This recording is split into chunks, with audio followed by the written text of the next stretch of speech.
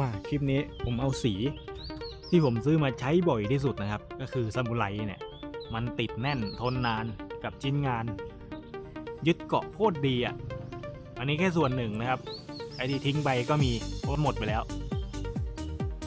อันนี้คือผลงานอันนี้ยังไม่ได้เคลือบนะครับดูความเงาเห็นนิ้วข้างในไหมนี่ยังไม่ได้เคลือบนะสีเขาจะมีเคลือบ 1K กับ 2K นะครับอันนี้ผมเอา 1K มา 1K ก็พอสำหรับชิ้นงานอันนี้แต่ถ้าอยากได้แบบเงาแบบฉ่ำๆก็ 2K ครับแต่ถ้า 2K เนี่ยมันจะต้องพ่นให้หมดเลยในรอบเดียวมันเก็บไว้ไม่ได้